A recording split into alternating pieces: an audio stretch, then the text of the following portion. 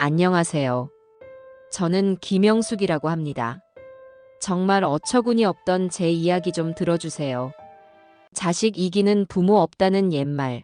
저는 반은 맞고 반은 틀린 말이라고 생각하며 살아왔어요. 아들 녀석, 김진우가 30을 훌쩍 넘겨 드디어 결혼하겠다며 한 여자를 제 앞에 데려왔을 때까지만 해도 그 말을 100% 믿었지요. 내 아들이 좋다는데 제 눈에 흙이 들어가도 꾹 참고 받아들이는 게 부모의 역할이라고 생각했어요. 하지만 그날 예비 안사돈 될 사람과 마주 앉은 그 식당에서 저는 제 생각이 완전히 틀렸다는 걸 깨달았답니다. 자식 결혼이 뭔지 상견례도 아닌 첫 만남부터 제가 예비 사돈이 살고 있는 김포까지 먼 길을 찾아가야 했습니다. 혹시라도 제가 늦을까봐 약속 시간보다 넉넉하게 집을 나섰지만 퇴근길과 맞물린 도로 위에서 시간을 허비하고 말았어요. 예비 사돈이 예약해둔 소불고기 식당에 도착하니 그녀는 이미 창가 자리에 앉아 팔짱을 낀 채 저를 기다리고 있더군요.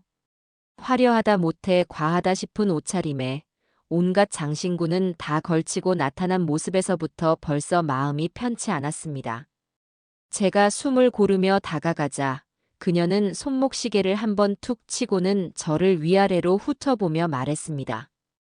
어머, 사부인. 약속 시간보다 10분이나 늦으셨네. 저는 집이 바로 코앞이라 일찍 와서 기다렸잖아요. 멀리서 오시는 걸 감안은 해야겠지만 그래도 기본은 지키셔야죠. 첫 인사부터 가시돋친 지적이라니. 아직 결혼 날짜를 잡은 것도 아닌데 벌써부터 며느리 시어머니라도 된 듯한 그 태도에 기가 막혔지만 좋은 날이니 웃어넘겼습니다. 차가 너무 막혀서요. 죄송합니다. 오래 기다리셨죠? 자리에 앉자마자 그녀는 들고 있던 명품 가방을 의자 위에 보란 듯이 올려놓고는 마치 선심이라도 쓰듯 말하더군요. 여기가 김포에서는 제일 유명한 곳이라 제가 여기로 잡았어요. 솔직히 서울에 비하면 아무것도 아니지만 이 동네 수준이 다 그렇죠 뭐. 사부인께서 이해하셔야 해요. 자신이 대접하는 자리이면서도 생색과 함께 동네 수준까지 운운하는 모습에 어이가 없었지만 꾹 참았어요. 아들 얼굴을 봐서 참아야지요. 곧이어 주문한 음식이 차려지기 시작했습니다. 그런데 정갈하게 담겨 나온 밑반찬들을 보더니 예비 안사돈은 또 인상을 찌푸렸어요. 이 집은 반찬이 부실한 건 여전하네. 가짓수만 많고 먹을 건 하나도 없어. 샐러드 소스는 왜 오늘따라 더 단 것 같지?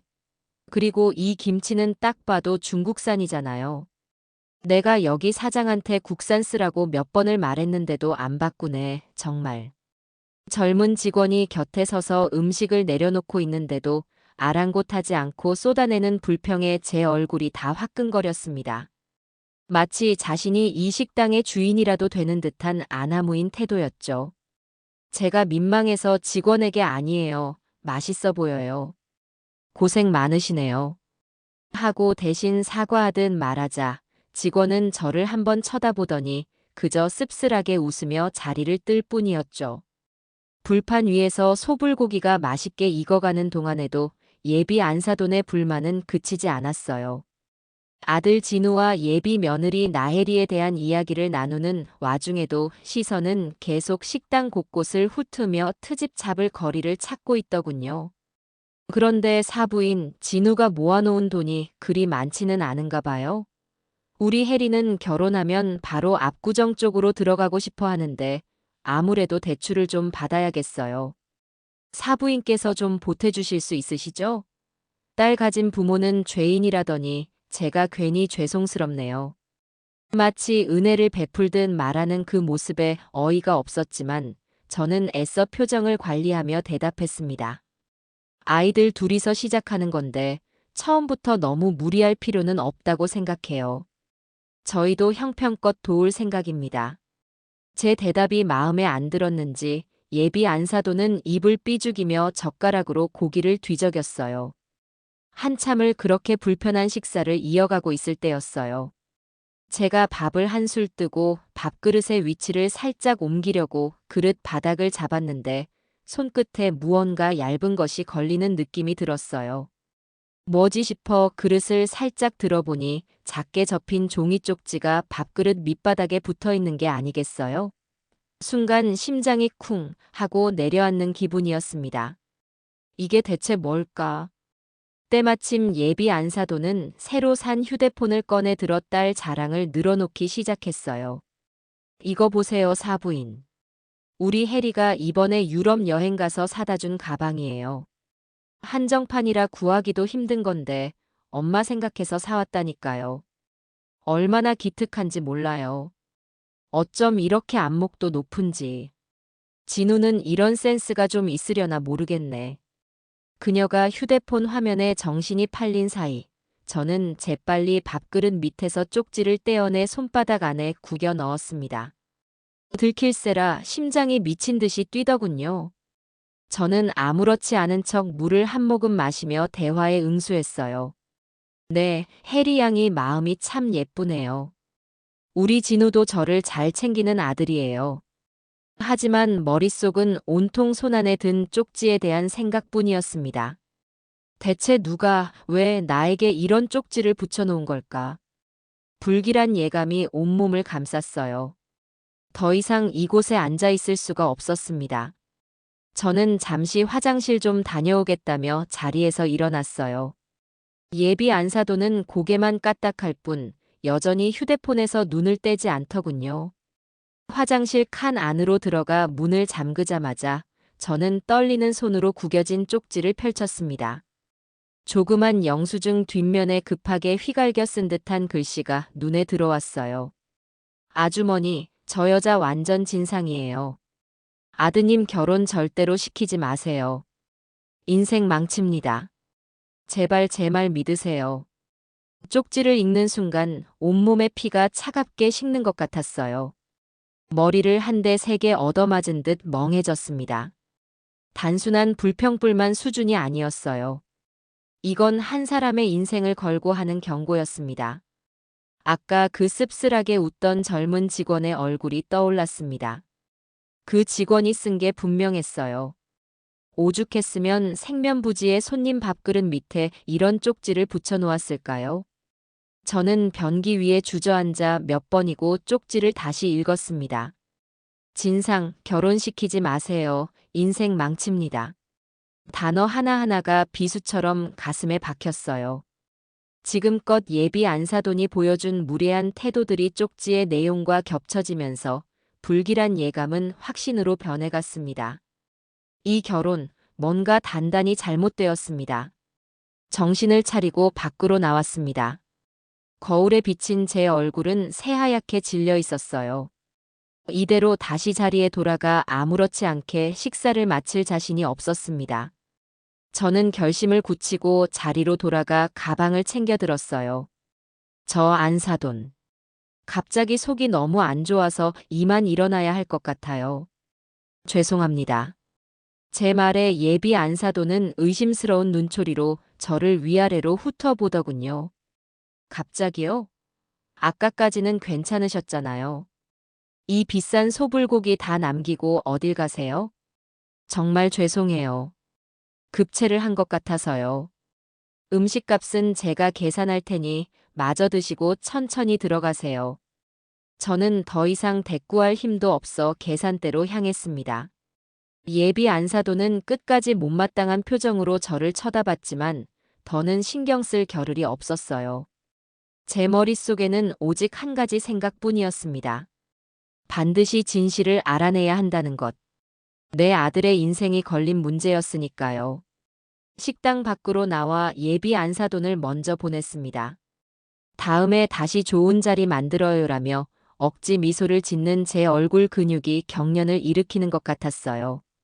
안사돈이 시야에서 사라지자마자 저는 한치의 망설임도 없이 몸을 돌려 다시 그 소불고기 식당으로 향했습니다. 심장은 여전히 주체할 수 없이 쿵쾅거렸지만 정신은 오히려 점점 더 또렷해졌어요. 식당 문을 열고 들어서자 한창 바쁜 점심시간이 지나 한산한 내부가 눈에 들어왔습니다. 직원들은 남은 테이블을 정리하거나 잠시 휴식을 취하고 있었죠. 저는 곧장 아까 우리 테이블을 담당했던 그 젊은 직원을 찾아 두리번거렸어요. 다행히 그는 카운터 근처에서 다른 직원과 이야기를 나누고 있었습니다. 제가 다가가자 저를 알아보고는 화들짝 놀라더군요. 저기요, 잠시 이야기 좀 할 수 있을까요? 제 목소리가 너무 단호하게 나갔는지 직원은 긴장한 표정으로 저를 따라 식당 구석의 조용한 자리로 왔습니다. 저는 주변을 한번 살핀 뒤 품속에서 아까 그 쪽지를 꺼내 테이블 위에 올려놓았어요. 이거 그쪽이 쓴 거 맞죠? 직원은 쪽지를 보더니 얼굴이 하얗게 질렸습니다. 잠시 입술을 달싹이던 그는 이내 모든 것을 체념한 듯 고개를 푹 숙이며 작은 목소리로 대답했어요. 네, 맞아요. 죄송합니다. 제가 괜한 오지랖을 부렸습니다. 아니요. 사과할 필요 없어요. 오히려 내가 고맙다고 해야 할 판이에요. 대체 무슨 일이 있었는지 전부 다 말해줄 수 있나요? 아주머니라고 부르셨던데 그 여자에 대해서 아는 대로 전부 다요. 제 아들 인생이 걸린 문제라 그래요. 제 간절한 눈빛에 직원은 잠시 망설이다가 어렵게 입을 열었습니다. 처음에는 혹시라도 자신에게 피해가 올까봐 주저하는 기색이 역력했지만 이내 무언가 결심한 듯 차분하게 이야기를 시작했어요. 저 여자 박선자 씨요. 저희 가게에서는 거의 요주의 인물이에요. 사장님도 고개를 절레절레 저으실 정도니까요. 처음에는 그냥 좀 까다로운 손님인 줄 알았어요. 그런데 오실 때마다 상상을 초월하는 일들을 벌이셨어요. 그의 증언은 충격적이었습니다. 예비 안사돈, 박선자는 그야말로 갑질의 화신이었어요. 셀프 코너에 정갈하게 준비된 반찬들은 거들떠보지도 않고 직원을 호출해서 이봐, 여기 동치미 좀 더 가져와. 국물은 빼고 무만 많이 해서 와 같은 무리한 요구를 하는 건 기본이었죠. 반찬 리필은 셀프라고 정중하게 안내하면 너희들 일하기 싫어서 셀프라고 써붙여 놓은 거. 누가 몰라? 손님한테 그 정도 서비스도 못해? 라며 소리를 질러 다른 손님들의 눈살을 찌푸리게 한 적도 한두 번이 아니었다고 해요. 가장 황당했던 건 소불고기를 리필해달라고 했을 때였어요. 저희는 무한리필 가게가 아닌데 다 드시고 나서는 당연하다는 듯이 여기 고기 리필 좀 해줘라고 하시더라고요.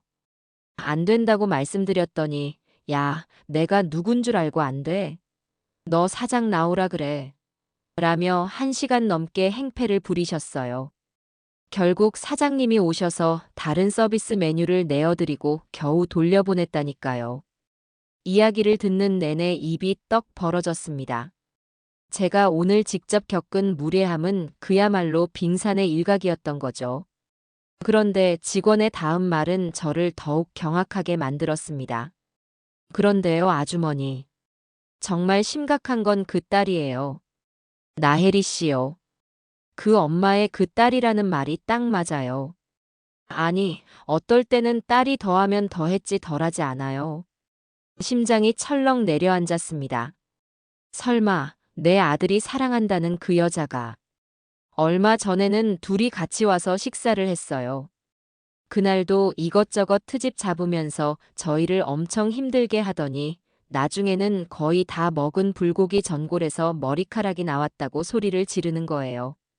근데 저희 주방 이모님들은 전부 머리를 짧게 자르시거나 두건을 쓰셔서 긴 머리카락이 나올 수가 없거든요. 딱 봐도 자기들 머리카락을 일부러 넣은 게 분명했어요. 그래서 어떻게 됐어요? 저희가 CCTV를 확인해 보겠다고 하니까 지금 우리를 의심하는 거냐며 더 길길이 날뛰었어요. 다른 손님들도 다 쳐다보고 가게 영업에 방해가 될 정도라 결국 사장님이 그날 음식값을 전부 환불해주고 보내드렸어요. 그 뒤로 저희끼리는 저 모녀 사진을 찍어서 직원 휴게실에 붙여놓고 진상 고객주의보라고 공유하고 있어요. 또 오면 처음부터 사장님이 직접 응대하시려고요. 직원은 한숨을 쉬며 말을 이었습니다. 오늘 아주머니께서 그 여자랑 같이 들어오시는 걸 보고 정말 놀랐어요. 두 분 대화를 얼핏 들어보니 사돈지간이 되실 것 같더라고요. 순간 고민을 많이 했어요. 남의 집안일에 끼어드는 게 맞나 싶어서요. 그런데 아주머니 표정이 너무 안 좋아 보이셨어요. 계속 참고 억지로 웃으시는 게 눈에 보였거든요. 저대로 결혼하셨다가는 평생 고생길이 훤히 보이는데 도저히 모른 척할 수가 없었어요. 그래서 정말 큰 용기 내서 쪽지를 붙인 거예요. 혹시라도 제가 해고당할지도 모른다는 각오까지 하고서요. 모든 이야기를 듣고 나니 젊은 직원의 얼굴이 달리 보였습니다.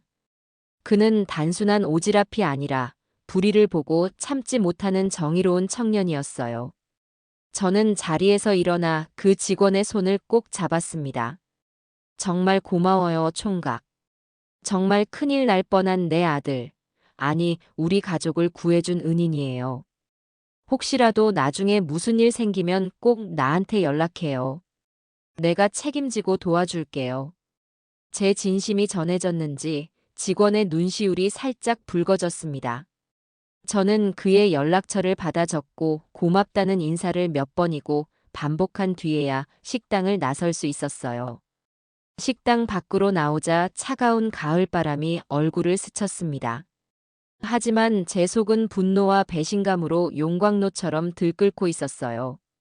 감히 그런 것들이 내 순진한 아들을 속이고 우리 집안에 발을 들이려 했다는 사실에 치가 떨렸습니다. 이제 망설일 필요가 없었어요. 이 결혼 당장 멈춰야 했습니다. 집으로 돌아오는 내내 머릿속이 터질 것처럼 복잡했어요.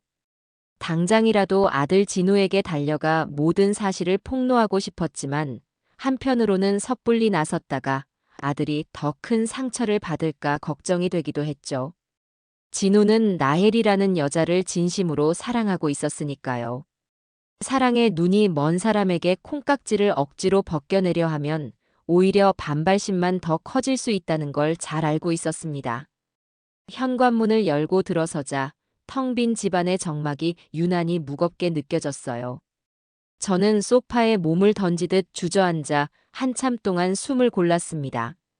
마음을 가다듬고 차분하게, 하지만 단호하게 이 문제를 해결해야 한다고 다짐했어요. 저녁 시간이 되어 퇴근한 진우가 집에 돌아왔습니다.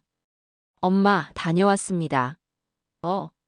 오늘 혜리 어머니 만난다고 하지 않으셨어요? 벌써 들어오셨네요. 라며 밝게 인사하는 아들의 얼굴을 보니 차마 입이 떨어지지 않았어요. 하지만 더 이상 시간을 끌 수는 없는 노릇이었죠. 진우야, 이리 와서 좀 앉아봐라. 엄마랑 할 이야기가 있다. 제 목소리가 평소와 다르다는 걸 느꼈는지 진우는 의아한 표정으로 제 맞은편 소파에 앉았습니다. 저는 어디서부터 어떻게 이야기를 꺼내야 할지 몰라 잠시 머뭇거렸어요. 어떠셨어요? 좋으신 분이죠? 말씀도 시원시원하게 잘하시고요. 아들의 해맑은 대답에 가슴이 턱 막혔습니다. 시원시원한 게 아니라 무례하고 교양 없는 거란다, 아들아. 목구멍까지 차오른 말을 애써 삼키고 최대한 감정을 배제한 채 조심스럽게 물었어요. 글쎄다, 혹시 너는 혜리 씨나 그 어머니에 대해서 좀 이상하다고 느낀 적 없었니? 예를 들면 다른 사람들을 대하는 태도 같은 거 말이다. 제 질문에 진우는 눈을 동그랗게 뜨며 되물었어요. 이상하다니요? 전혀요. 혜리, 착하고 예의 바른 사람이에요. 어머님도 좀 직설적이시긴 해도 뒤끝 없고 솔직하신 분이고요. 엄마, 혹시 오늘 무슨 안 좋은 일 있으셨어요? 왜 그런 걸 물으세요? 역시나 아들은 아무것도 모르고 있었습니다. 그저 제 눈에만 씌었던 콩깍지가 아니었던 거죠. 저는 더 이상 돌려 말하는 것이 무의미하다고 판단했어요. 오늘 있었던 일을 전부 털어놓기로 마음먹었습니다. 진우야, 엄마가 지금부터 하는 말 믿기 힘들겠지만 잘 들어야 한다. 저는 낮에 있었던 식사 자리에서의 무례한 언행부터 밥그릇 밑에서 발견한 쪽지, 그리고 식당 직원에게 들은 충격적인 증언들까지 하나도 빠짐없이 이야기했습니다. 모녀가 함께 식당에서 일부러 머리카락을 넣어 환불을 요구했다는 이야기까지 전했을 때 진우의 얼굴은 처음에 의아함에서 점차 불쾌함으로 그리고 이내 노골적인 분노로 바뀌어 갔어요. 하지만 그 분노의 대상은 해리 모녀가 아니라 바로 저를 향해 있었습니다. 엄마, 지금 그걸 말이라고 하세요? 고작 식당 직원이 써준 쪽지. 쪼가리 하나 믿고 어떻게 해리랑 어머님을 그렇게 나쁜 사람으로 만들 수가 있어요. 그 사람들이 뭘 잘못했는데요? 손님으로서 정당한 요구를 한 걸 수도 있잖아요. 정당한 요구. 소불고기를 리필해달라는 게 정당한 요구니? 다 먹고 나서 머리카락을 집어넣고 환불해달라는 게 정당한 요구야? 그건 엄마가 직접 본 것도 아니잖아요. 그 식당 직원이 뭔가 착각했거나 아니면 혜린애한테 무슨 억하심정이 있어서 거짓말을 하는 걸 수도 있죠. 어떻게 그런 일방적인 주장만 듣고 사람을 그렇게 매도하세요? 제가 아는 혜린은 절대 그런 사람 아니에요. 아들은 벌떡 일어나 저를 향해 소리쳤습니다. 사랑하는 여자를 의심받는 것에 대한 배신감과 어머니에 대한 실망감이 뒤섞인 격한 반응이었어요. 저는 아들의 반응이 어느 정도 예상되기는 했지만 막상 이렇게 완강하게 현실을 부정하는 모습을 보니 가슴이 무너져 내리는 것 같았습니다.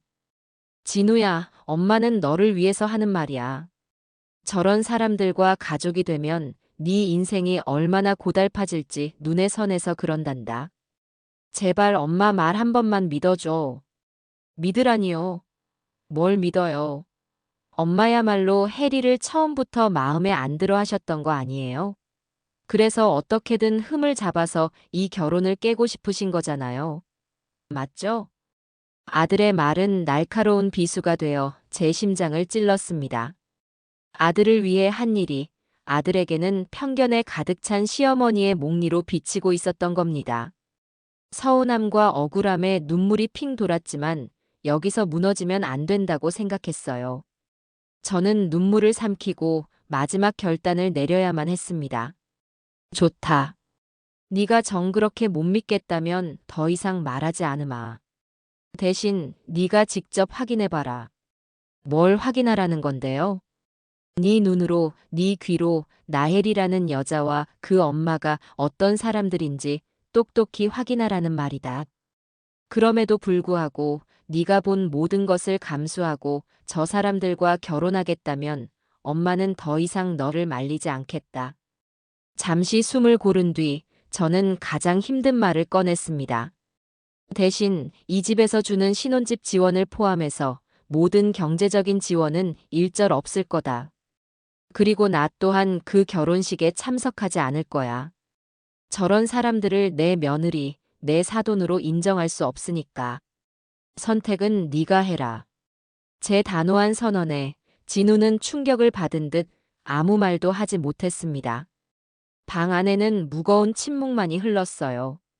저와 아들 사이에 처음으로 이렇게 높고 단단한 벽이 세워진 순간이었습니다. 아들은 저를 원망스러운 눈빛으로 한참 동안 쳐다보더니 결국 아무 말 없이 자신의 방으로 들어가 문을 쾅 닫아버렸어요. 그 문소리가 제 마음을 갈기갈기 찢어놓는 것 같았습니다. 그날 이후 집안에는 냉랭한 기운이 감돌았어요. 진우는 저와 눈도 마주치지 않고 꼭 필요한 말이 아니면 입을 열지도 않았습니다. 아침 일찍 출근했다가 밤늦게 들어와서는 곧장 자기 방으로 직행하는 날들이 이어졌죠. 제 말을 믿지 못하는 아들이 야속하면서도 한편으로는 얼마나 혼란스럽고 힘들까 싶어 가슴이 아팠습니다. 하지만 저는 섣불리 아들을 다독이거나 제 주장을 되풀이하지 않았어요. 스스로 생각하고 판단할 시간을 주는 것이 지금 제가 할 수 있는 유일한 일이라고 믿었으니까요. 제 단호한 최후 통첩이 아들의 마음에 작은 의심의 씨앗을 심어놓은 것은 분명해 보였습니다. 저에 대한 원망과는 별개로 우리 엄마가 저렇게까지 반대하시는 데는 분명 무슨 이유가 있을 것이다라는 생각을 떨치지 못하는 듯 했어요. 며칠 뒤 저는 거실에서 책을 읽는 척하며 소파에 앉아 있다가 방에서 들려오는 진우의 통화 소리를 우연히 듣게 되었습니다. 아마 가장 친한 친구와 이야기하는 것 같았어요. 아니, 그게 말이 된다고 생각하냐? 우리 엄마가 갑자기 왜 그러시는지 모르겠다니까. 해리가 얼마나 착한데. 근데 솔직히 좀 걸리는 게 없는 건 아니야. 엄마가 그냥 하시는 말씀은 아닐 텐데. 역시 제 아들은 속 깊은 녀석이었어요. 제 말을 완전히 무시하지는 않고 있었던 겁니다. 저는 진우가 스스로 진실에 다가갈 수 있도록 작은 단서를 던져주기로 마음먹었어요. 그날 밤 저는 컴퓨터 앞에 앉아 나혜리의 SNS 계정을 찾아 들어갔습니다. 화려한 일상으로 가득한 그녀의 페이지는 누가 봐도 부러워할 만했어요. 고급 레스토랑에서 식사하는 사진, 해외 여행지에서 찍은 사진, 명품 가방과 옷을 자랑하는 사진들이 끊임없이 올라와 있었죠. 봉사활동을 가서 아이들과 함께 찍은 사진 밑에는 천사 같은 해리 씨라는 댓글들이 달려 있더군요. 하지만 저는 그 위선적인 가면 뒤에 숨겨진 진짜 얼굴을 알고 있었어요.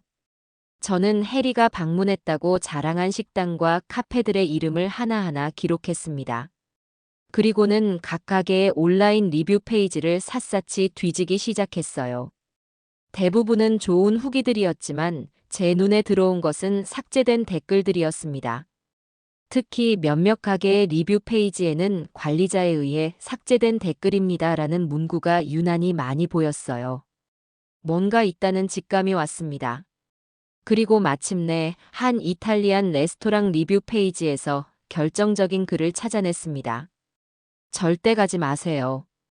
얼마 전에 갔다가 정말 불쾌한 경험을 했습니다.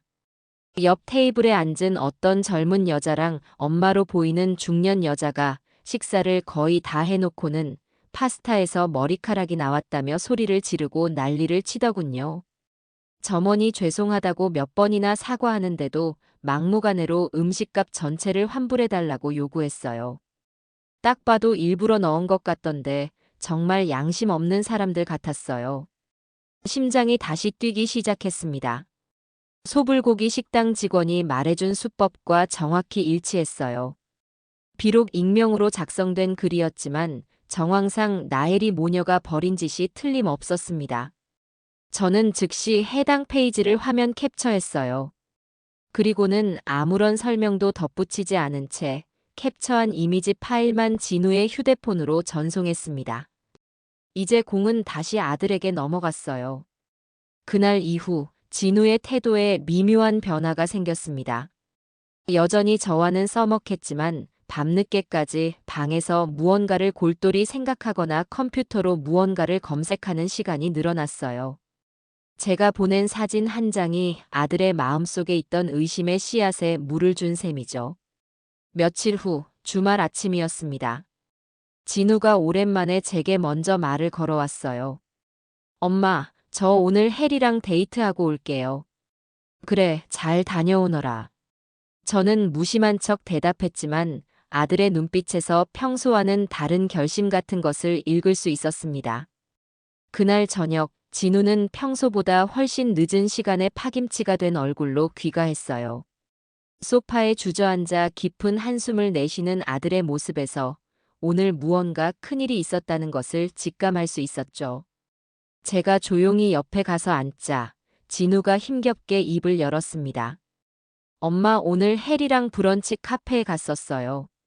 엄마가 보내준 사진 속 식당은 아니지만 혜리가 SNS에 되게 좋다고 올렸던 곳이요. 아들은 허탈한 웃음을 지으며 말을 이었어요. 주차장에서부터 기분이 좀 이상했어요. 혜리가 주차 안내해 주시는 분한테 너무 함부로 말하더라고요. 반말은 기본이고 거의 하인 부리듯 명령조로요. 제가 옆에서 민망해서 한마디 했더니 원래 저런 사람들은 강하게 대해야 말을 들어라면서 아무렇지 않게 말하는데 순간 할 말을 잃었어요. 그것이 시작이었습니다. 아들은 그날 하루 동안 자신이 직접 보고 겪은 나혜리의 이중적인 모습들을 털어놓기 시작했어요. 카페 안에서는 상냥한 척했지만 주문한 음료가 조금 늦게 나온다며 직원을 불러 세워놓고 10분 넘게 훈계를 하는 모습, 백화점에 가서는 옷에 작은 실밥 하나 튀어나온 것을 빌미로 점원에게 무리한 할인을 요구하며 고성을 지르는 모습까지. 제가 알던 해리가 아닌 것 같았어요, 엄마. 마치 다른 사람을 보는 것 같아서 너무 혼란스러워요. 엄마 말이 조금씩, 아주 조금씩 사실일지도 모른다는 생각이 들기 시작했어요. 아들의 목소리는 힘없이 떨리고 있었습니다.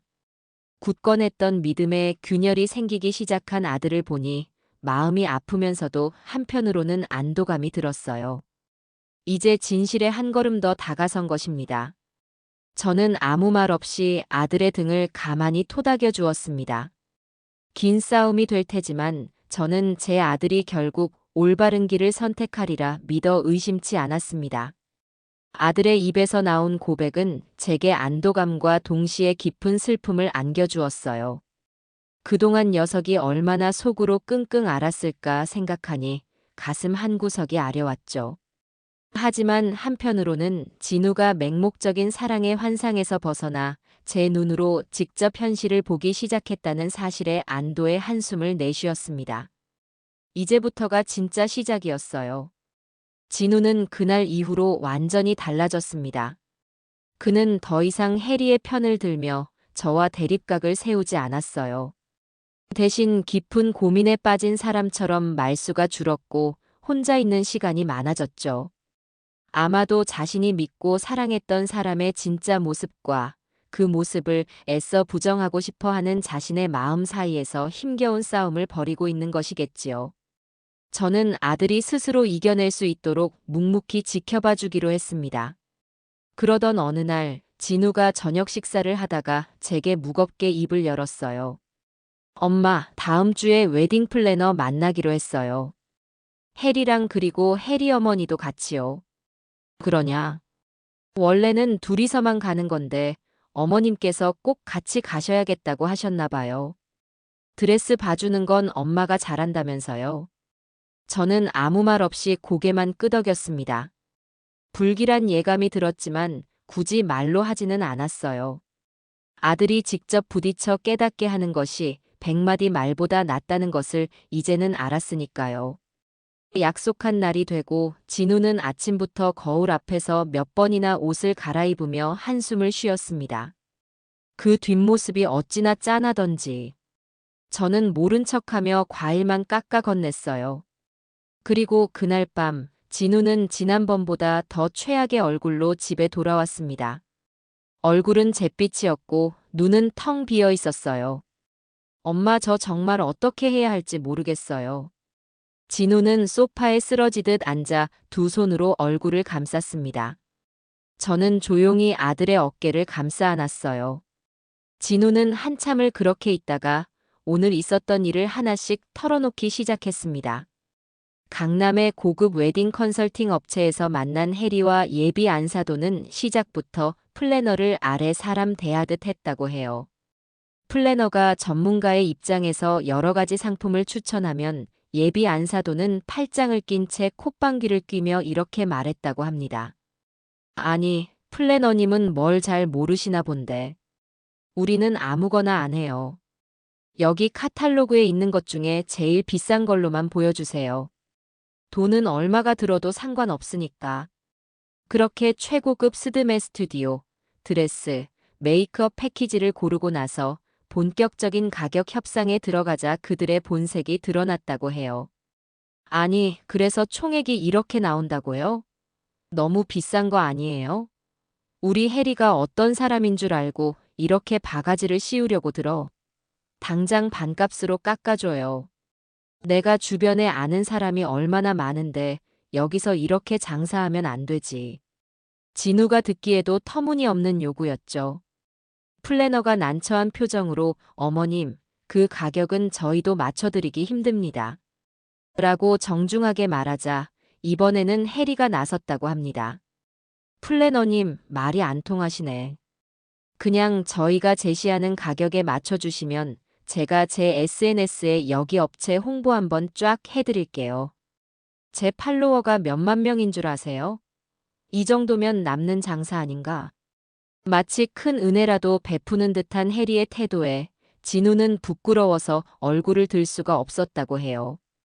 결국 신랑이 끝에 플래너가 일부 할인을 적용해주며 겨우 상담이 마무리되었는데 예비 안사돈과 해리가 화장실에 간 사이 플래너가 진우에게 조용히 다가와 이렇게 속삭였다고 합니다. 김진우 고객님, 제가 이 일을 10년 넘게 하면서 정말 많은 예비 부부들을 봤습니다. 그런데 오늘 같은 경우는 정말 처음이에요. 결혼 준비 과정은 두 분의 사랑을 확인하는 시간이기도 하지만 그 사람의 진짜 인성과 가치관을 볼 수 있는 시간이기도 해요. 부디 신중하게 결정하세요. 진심으로 드리는 말씀입니다. 플래너의 진심 어린 조언은 진우의 마음에 결정적인 파문을 일으켰습니다. 제3자의 입에서, 그것도 수많은 커플을 봐온 전문가의 입에서 나온 경고였으니까요. 그 일 있고 며칠 뒤 진우는 가장 친한 친구인 민준 군을 만나 술 한잔하며 모든 고민을 털어놓았다고 해요. 처음에는 진우의 편을 들어주던 민준 군도 웨딩 플래너의 이야기까지 듣고 나서는 표정이 심각해지더니 한참을 망설이다가 어려운 이야기를 꺼냈다고 합니다. 진우야, 사실은 나도 너한테 할 말이 있어. 그동안 네 기분 상할까봐 말 못했는데 이제는 해야겠다. 민준 군의 이야기는 이러했습니다. 몇 달 전 민준 군이 여자친구와 백화점 쇼핑을 하다가 우연히 해리를 마주쳤다고 해요. 그런데 당시 해리는 명품관 매장에서 점원의 멱살이라도 잡을 듯이 험악한 분위기를 풍기고 있었다고 합니다. 야, 너 내가 이걸 그냥 산다고 했어? 여기 스크래치 안 보여? 눈은 장식으로 달고 다녀. 당장 새 것 가져오든지 아니면 50% 할인해 주든지 해. 너 내가 누군지 알아? 고작 눈에 보이지도 않는 작은 흠집 하나를 가지고 30살은 좋게 넘어 보이는 점원에게 반말과 막말을 쏟아내는 해리의 모습에 민준 군과 여자친구는 충격을 받았다고 해요. 결국 점장이 나와서 몇 번이고 고개를 숙이고 나서야 상황이 마무리되었는데 그 모습이 마치 드라마에 나오는 악덕 사모님 같았다고요. 그때 너한테 바로 말해줄까 하다가 한창 좋을 때 괜히 내가 찬물 끼얹는 것 같아서 참았어. 사람마다 다른 모습이 있는 거니까 나한테 보여준 모습이 전부는 아닐 거라고 생각했지. 그런데 오늘 네 얘기를 들어보니까 아무래도 이건 아닌 것 같다, 친구야. 이건 성격이 좀 까다로운 수준이 아니야. 인성의 문제라고. 너 정말 다시 한번 생각해봐라. 가장 믿었던 친구의 입에서 나온 목격담은 진우의 남은 미련과 기대를 산산조각 내기에 충분했습니다. 집에 돌아온 진우는 그날 밤 처음으로 제 앞에서 눈물을 보였어요. 엄마, 제가 정말 바보였나 봐요. 해리의 어떤 모습을 사랑했던 건지 이제는 하나도 모르겠어요. 저는 우는 아들의 등을 말없이 쓸어주었습니다. 마음은 찢어질 듯 아팠지만 이제라도 아들이 진실을 마주하게 된 것이 천만다행이라고 생각했어요. 골마 터지기 직전의 상처를 드디어 도려낼 시간이 다가오고 있었습니다. 아들 진우가 현실을 깨닫기 시작하자 예비 안사돈의 공세는 더욱 노골적이고 집요해졌어요. 아마도 아들의 미지근한 반응에서 위기감을 느낀 것이겠지요. 어느 날 저는 예비 안사돈으로부터 장문의 메시지를 받았습니다. 사부인, 저희 해리 혼수 목록 좀 짜봤어요. 한번 보시고 의견 주세요. 라는 상냥한 문구와 함께 첨부된 파일은 혼수 목록이 아니라 강도 요구서에 가까웠습니다. 파일을 열어본 저는 제 눈을 의심했어요. TV, 냉장고, 세탁기 같은 기본적인 가전제품은 물론이고 소파, 침대, 식탁 같은 가구까지 전부 이름도 생소한 초고가 수입 브랜드로 채워져 있었습니다. 심지어는 커피 머신, 공기청정기, 와인 셀러 같은 자잘한 물품들까지 최고급 사양으로 빼곡히 적혀 있었죠. 맨 아래에는 견적 총액이라며 웬만한 아파트 전세금에 맞먹는 어마어마한 금액이 찍혀 있었고요. 메시지 말미에는 이런 말이 덧붙여져 있었습니다. 요즘은 시댁에서 이 정도는 다 해주는 추세더라고요. 딸 가진 부모는 그저 웁니다. 호호. 우리 진우 서방 기죽으면 안 되니까 사부인께서 통 크게 한번 쏴주세요. 기가 막혀서 말이 나오지 않았습니다. 저것은 딸의 행복한 새 출발을 바라는 부모의 마음이 아니라 아들을 담보로 한몫 단단히 챙기려는 장사꾼의 속셈이었죠. 저는 그 메시지를 곧바로 아들에게 전달했습니다. 메시지를 확인한 진우의 얼굴은 이제 놀라움도 분노도 아닌 깊은 체념의 빛을 띠고 있었어요. 그날 밤 저는 잠을 이룰 수가 없었습니다. 이대로 가다가는 아들이 결혼을 깨더라도 저들에게 무슨 발목을 잡힐지 모른다는 불안감이 엄습했어요. 저들의 정체를, 저들의 진짜 목적을 뿌리까지 파헤쳐서 아들 앞에 명명백백히 증명해 보여야만 했습니다. 그래야 아들이 두 번 다시는 미련을 갖지 않을 테니까요. 다음 날, 저는 수소문 끝에 평소 친하게 지내던 부동산 사장님께 조심스럽게 연락을 드렸습니다. 그분은 발이 넓고 입이 무거워 제가 믿고 상의할 수 있는 몇 안 되는 사람이었어요. 사장님, 저 김영숙이에요. 다름이 아니라 아주 중요한 일로 알아볼 사람이 있는데 혹시 믿을 만한 심부름센터나 흥신소 같은 곳 아시는 데 있으세요? 제 조심스러운 질문에 사장님은 잠시 말이 없으시더니 이내 낮은 목소리로 대답하셨어요. 무슨 큰일 있으시군요. 제가 잘 아는 분이 한 분 계시긴 한데 보통 일로는 움직이는 분이 아닙니다. 전직 경찰 출신이라 일 처리는 확실하지만 비용도 만만치 않을 거고요. 그래도 괜찮으시겠어요? 네, 괜찮아요. 비용이 얼마가 들든 상관없습니다. 제 아들 인생이 걸린 일이라서요. 그렇게 저는 부동산 사장님의 소개를 통해 한 남자를 만나게 되었습니다. 약속 장소에 나타난 그는 생각보다 평범한 중년 남성의 모습이었지만 날카로운 눈빛만은 숨길 수가 없더군요. 저는 그에게 자초지종을 설명하고 예비 안사돈과 나혜리의 이름과 연락처, 그리고 제가 아는 최소한의 정보들을 넘겨주었습니다. 저의 요구는 단 하나였어요. 두 사람의 재정 상태, 그리고 주변 평판에 대해 샅샅이 알아봐 주세요. 특히 돈 문제와 관련해서는 아주 작은 것이라도 좋으니 놓치지 말고 전부 다요. 이건 단순히 결혼을 반대하기 위함이 아닙니다. 제 아들을 지키기 위한 일이에요. 그는 제 눈을 똑바로 바라보며 말없이 고개를 끄덕였습니다. 의뢰를 하고 집으로 돌아오는 길, 마음이 편치만은 않았어요. 남의 뒤를 캐는 것 같은 죄책감과 동시에 판도라의 상자를 여는 듯한 두려움이 저를 짓눌렀습니다. 하지만 저는 스스로를 다독였어요. 이건 아들을 지키기 위한 어미의 마지막 발버둥이라고. 그리고 일주일 뒤 의뢰했던 남자에게서 연락이 왔습니다. 결과물이 담긴 서류 봉투를 건네봤는데 손이 미세하게 떨렸어요. 집으로 돌아와 식탁에 앉아 떨리는 손으로 봉투를 열었습니다.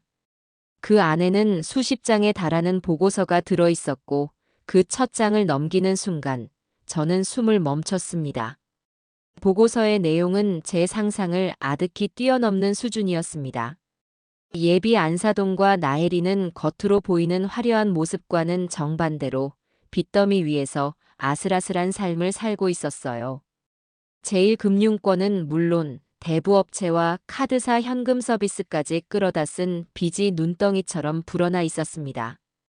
월 소득은 거의 없는데 매달 명품 쇼핑과 해외여행, 고급 레스토랑 외식비로 지출하는 돈은 수천만 원에 달했어요.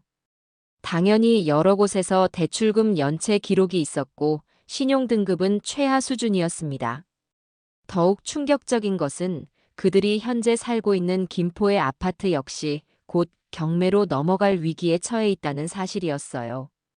보고서는 이 모든 상황을 종합하여 이렇게 결론 내리고 있었습니다. 대상자 박선자 및 나혜리는 상습적인 과소비와 채무 불이행으로 인해 경제적 파탄 상태에 직면해 있으며 이번 혼사를 통해 아들 김진우의 경제력을 이용하여 현재의 재정 위기를 타개하려는 목적이 매우 뚜렷하게 보임. 결국 이 결혼은 사랑이 아니라 사기였던 겁니다. 내 아들을, 우리 집안을 자신들의 빚을 청산하고 호의호식하기 위한 물주로 생각했던 거죠. 보고서를 읽어 내려가는 동안 제 몸은 분노로 부들부들 떨렸습니다. 슬픔이나 배신감 같은 감정은 이미 사라진 지 오래였어요. 오직 차갑고 서늘한 분노만이 제 머릿속을 가득 채웠습니다. 감히 내 금쪽 같은 아들을 상대로 이런 더러운 사기극을 벌여 용서할 수 없었습니다. 저는 보고서를 단단히 챙겨들고 자리에서 일어났습니다. 이제 이 지긋지긋한 연극을 끝낼 시간이었습니다. 저는 그날 저녁 진우에게 말했습니다. 내일 저녁 나혜리 씨랑 안사돈 될 분 우리 집으로 오시라고 해라. 결혼 문제에 대해 마지막으로 할 이야기가 있다고. 아주 중요한 이야기니까 꼭 두 사람 다 오라고 전하거라. 제 목소리에 담긴 결연한 의지를 읽었는지 진우는 아무것도 묻지 않고 고개를 끄덕였어요. 다음 날 저녁 약속한 시간이 되자 두 모녀가 희색이 만면한 얼굴로 저희 집 현관문을 들어섰습니다. 아마도 제가 드디어 두 손 두 발 다 들고 그들의 무리한 혼수 요구를 들어주기로 결심했다고 생각했겠지요. 어머 사부인. 집이 정말 좋네요. 우리 혜리가 여기서 살면 딱 좋겠다. 진우 서방이랑 알콩달콩 사는 모습 생각하니 벌써부터 흐뭇하네요. 예비 안사도는 거실에 들어서자마자 소파에 거만하게 앉아 집안을 훑어보며 말했어요. 혜리 역시 옆에서 방긋방긋 웃으며 맞장구를 쳤죠. 엄마도 참. 그래도 저희가 살 집인데 이렇게 미리 와보는 것도 좋죠. 어머님 잘 부탁드려요. 그 뻔뻔하고 가증스러운 모습에 역겨움이 치밀어 올랐지만 저는 애써 평정심을 유지했습니다. 진우는 굳은 얼굴로 제 옆에 서 있었어요. 저는 세 사람을 모두 소파에 앉게 한 뒤 맞은편에 앉아 조용히 입을 열었습니다. 오늘 두 분을 모신 건 다름이 아니라 이 결혼에 대해 다시 한번 생각해 봐야 할 것 같아서입니다. 제 말에 두 모녀의 얼굴에 잠시 당황한 기색이 스쳤지만 예비 안사도는 이내 능숙하게 표정을 바꾸며 웃었어요. 어머 사부인. 무슨 서운한 말씀이세요? 혹시 저희가 보낸 혼수 목록 때문에 그러세요? 그건 얼마든지 조절할 수 있으니 걱정 마세요. 사람 사는 게 다 맞춰가면서 사는 거죠. 아니요, 그런 돈 문제가 아닙니다.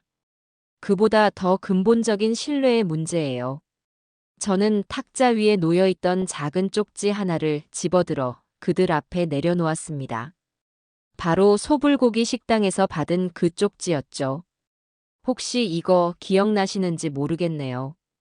쪽지를 본 두 모녀의 얼굴이 순간 굳어지는 것을 저는 놓치지 않았습니다.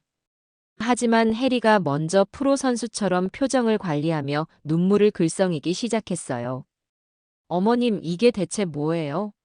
누가 이런 말도 안 되는. 저희를 모함하려고 이런 짓을. 너무 억울해요 어머님. 예비 안사돈도 질세라 언성을 높이며 거들었습니다.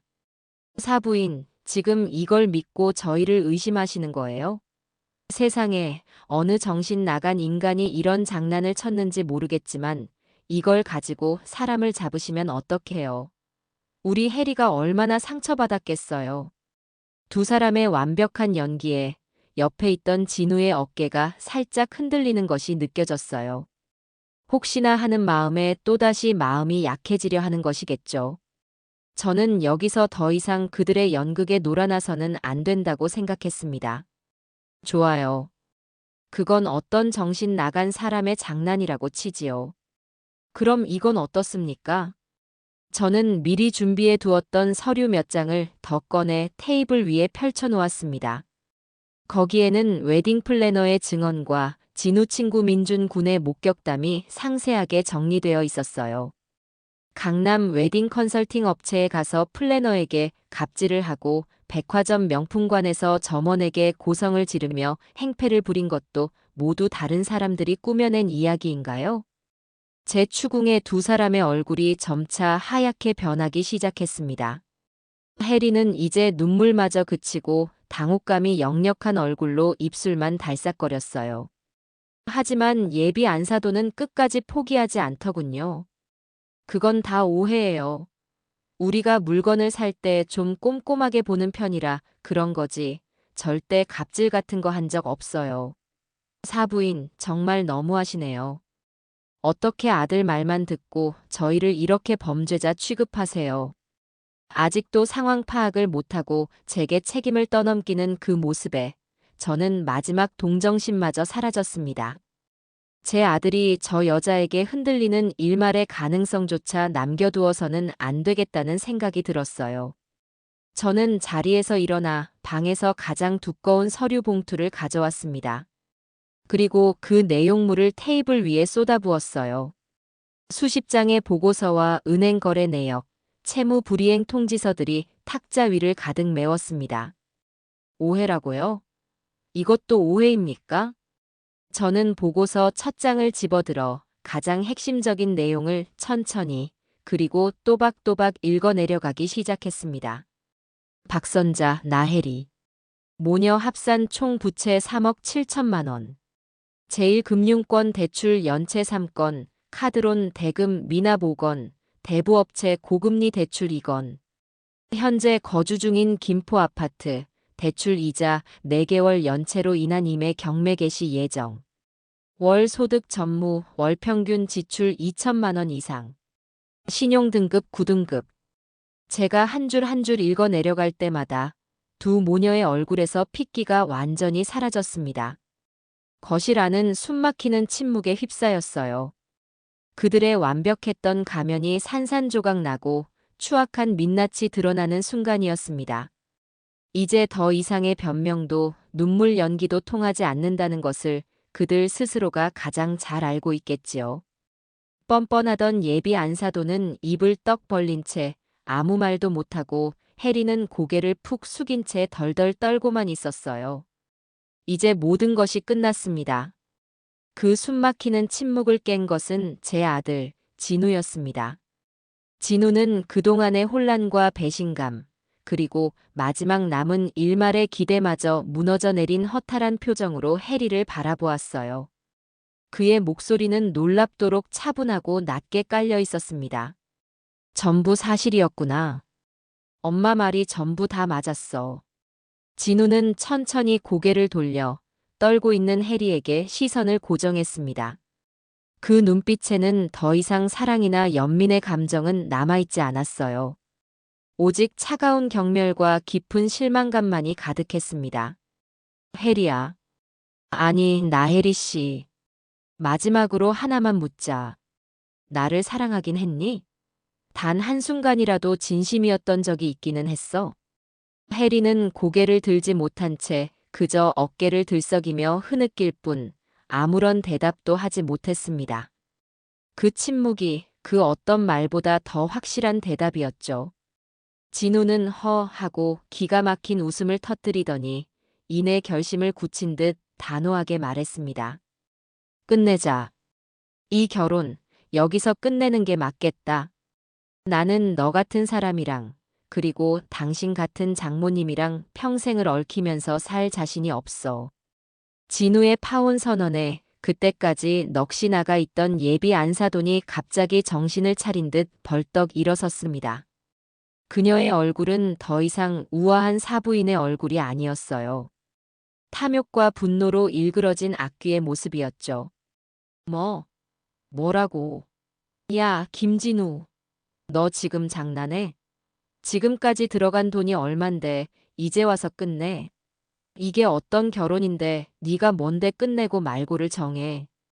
그녀의 입에서 쏟아져 나오는 천박한 막말에 저는 물론이고 진우도 놀라 입을 다물지 못했습니다. 해리 역시 언제 울었냐는 듯 눈물을 싹 닦고는 도끼 어린 눈으로 진우를 쏘아보며 소리쳤어요. 맞아. 어떻게 나한테 이럴 수 있어? 너 때문에 내가 입은 상처는 어떡할 건데? 좋아, 파혼하고 싶으면 해. 대신 위자료는 두둑이 챙겨줘야 할 거야. 우리한테 투자한 시간, 감정, 그리고 내 청춘. 전부 다 돈으로 보상하라고. 두 모녀의 추악한 본색이 남김없이 드러나는 순간이었습니다. 그들은 처음부터 제 아들을 사랑한 것이 아니라 아들의 돈과 배경을 사랑했던 겁니다. 그것을 잃게 될 위기에 처하자 마지막까지 한 푼이라도 더 뜯어내기 위해 발악하고 있었던 거죠. 저는 그 꼴을 더 이상 지켜보고만 있을 수가 없었어요. 지금 뭐라고들 하셨습니까? 위자료요? 오히려 우리가 받아야 할 판인데요. 결혼을 빙자해서 우리 아들한테 접근한 사기죄, 그리고 명백한 증거가 있는 만큼 혼인빙자 사기로 우리가 고소하면 두 분 다 전과자 되는 거 시간 문제일 겁니다. 어디 한번 해볼까요? 제 단호한 말에 두 모녀의 기세가 한풀 꺾였습니다. 하지만 예비 안사도는 끝까지 포기하지 않고 제게 달려들듯이 악을 썼어요. 이게 다 저 늙은 여우 때문이야. 네가 처음부터 우리 해리를 마음에 안 들어 해서 이 사단을 만든 거잖아. 너 때문에 내 딸 인생 망했어. 가만 안 둬. 그녀가 제게 손찌검이라도 할 듯이 달려드는 순간 진우가 앞을 막아서며 그녀를 거칠게 밀쳐냈습니다. 당신들 당장 우리 집에서 나가. 다시는 우리 엄마나 내 앞에 나타나지 마. 만약 한 번만 더 내 눈에 띄면 그때는 정말 고소장부터 보게 될 줄 알아. 진우의 서슬퍼런 기세에 두 모녀는 결국 아무것도 얻지 못하고 분에 못 이겨 씩씩거리며 현관문 밖으로 쫓겨났습니다. 문이 닫히기 직전까지 너희들 절대 행복하게 못 살아. 라는 저주 섞인 고함이 들려왔지만 그 소리는 조금도 두렵지 않았어요. 폭풍 같은 시간이 지나고 거실에는 다시 무거운 침묵이 내려앉았습니다. 강한 척하던 진우는 현관문이 닫히자마자 그 자리에 주저앉아 어깨를 들썩이며 울기 시작했어요. 한 남자의 처절한 통곡이었습니다. 사랑했던 사람에 대한 배신감, 자신의 어리석음에 대한 자책감, 그리고 모든 것이 끝나버렸다는 허탈감이 뒤섞인 울음이었죠. 저는 그런 아들에게 다가가 거봐라. 엄마 말이 맞았지? 라고 말하는 대신 아무 말 없이 그저 아들의 등을 가만히 쓸어주었습니다. 지금 아들에게 필요한 것은 질책이나 교훈이 아니라 따뜻한 위로라는 것을 잘 알고 있었으니까요. 괜찮다, 아들아. 다 괜찮아. 이제 다 끝났어. 한참을 그렇게 울던 진우는 겨우 울음을 그치고 저를 올려다보며 말했어요. 엄마 고맙습니다. 그리고 죄송해요. 엄마 말 안 듣고 고집 부려서. 엄마가 아니었으면 저 정말 큰일 날 뻔했어요. 저는 눈물 콧물로 범벅이 된 아들의 얼굴을 닦아주며 부드럽게 웃어주었습니다. 바보 같은 소리. 자식이 잘못된 길로 가려고 하면 멱살이라도 잡아서 끌어오는 게 부모 아니겠니? 너는 아무 잘못 없어. 그저 나쁜 사람들을 만났을 뿐이야. 이제 다 잊고 새로 시작하면 된다. 이 엄마가 옆에 있을 테니까. 그날 밤 저와 아들은 아주 오랜만에 거실 소파에 나란히 앉아 밤이 깊어가는 것을 지켜보았습니다. 길고 길었던 악몽이 드디어 끝나고 있었습니다. 집 밖의 밤 공기는 차가웠지만 아들과 함께 있는 거실은 그 어느 때보다 따뜻하고 평온했어요. 그날 이후 저희 집은 폭풍이 휩쓸고 지나간 뒤에 고요함을 되찾았어요. 아들 진우는 며칠 동안 방에서 나오지 않고 힘든 시간을 보냈지만 저는 묵묵히 그 곁을 지키며 스스로 상처를 치유할 시간을 주었죠. 시간이 약이라는 말처럼 진우는 조금씩 기운을 차리고 예전의 밝은 모습을 되찾기 시작했습니다. 모든 것이 제자리로 돌아가는 듯 보였어요. 하지만 그 끔찍했던 모녀는 이대로 순순히 물러날 위인들이 아니었습니다. 평온은 그리 길지 않았어요. 며칠 뒤 평소 친하게 지내던 동네 반장님에게서 다급한 전화 한 통을 받았습니다. 영숙 씨, 지금 빨리 김포 맘카페 한번 들어가 봐요. 난리가 났어, 아주. 저는 불안한 마음으로 서둘러 컴퓨터를 켜고 반장님이 말한 온라인 커뮤니티에 접속했습니다. 그리고 인기 게시판 상단에 올라와 있는 글의 제목을 보는 순간 온몸에 피가 역류하는 것 같았어요. 결혼 약속하고 저희 돈까지 받아 챙긴 뒤 파혼 통보한 파렴치한 모자를 고발합니다. 익명으로 작성된 글이었지만 누가 썼는지는 불 보듯 뻔했습니다. 나혜리 혹은 그 어미가 쓴 글이 분명했어요. 떨리는 손으로 글을 클릭하자 그 안에는 기가 막힌 소설이 쓰여 있었습니다.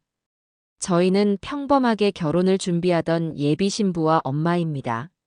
신랑 측의 경제 사정이 넉넉지 않아 저희가 먼저 예단비와 혼수 비용 일부를 건넸는데 그 돈을 받자마자 시어머니 될 사람이 돌변하여 아들을 조종해 파혼을 통보했습니다. 알고 보니 처음부터 저희 돈을 노리고 계획적으로 접근했던 사기꾼들이었어요. 저희는 몸과 마음에 평생 씻을 수 없는 상처를 입었고 금전적인 피해도 막심합니다. 이 글을 보시는 다른 분들은 저희 같은 피해를 입지 않으시길 바라는 마음에 용기를 내어 글을 올립니다.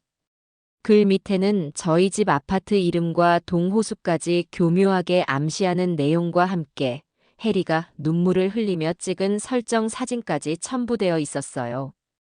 댓글은 순식간에 수백 개가 달렸습니다. 사실관계를 알 리 없는 사람들은 저희를 향해 온갖 비난과 저주를 퍼붓고 있었죠. 요즘 세상에 저런 인간들이 있다니, 신상 공개에서 망신 줘야 한다는 식의 험악한 말들이 제 눈을 어지럽혔습니다.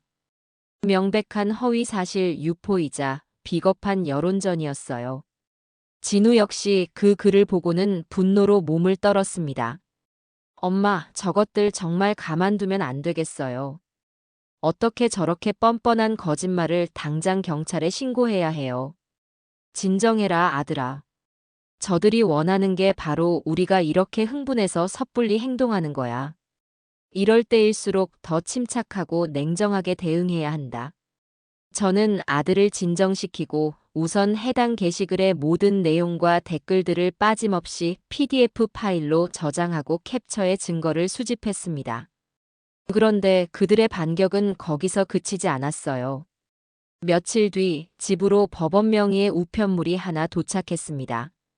내용 증명이라고 찍힌 두툼한 서류 봉투였죠. 봉투 안에는 나혜리 모녀 측 변호사가 보낸 공식 서류가 들어 있었습니다. 내용은 더욱 가관이었어요. 일방적인 파혼 통보로 인한 정신적 피해 보상 및 결혼 준비 과정에서 지출된 재반 비용의 명목으로 우리에게 3억 원이라는 터무니없는 금액을 요구하는 소송을 제기하겠다는 최후 통첩이었습니다. 온갖 어려운 법률 용어를 동원해 만약 합의하지 않을 시 모든 민형사상의 책임을 묻고 언론에도 제보하겠다는 협박도 잊지 않았더군요.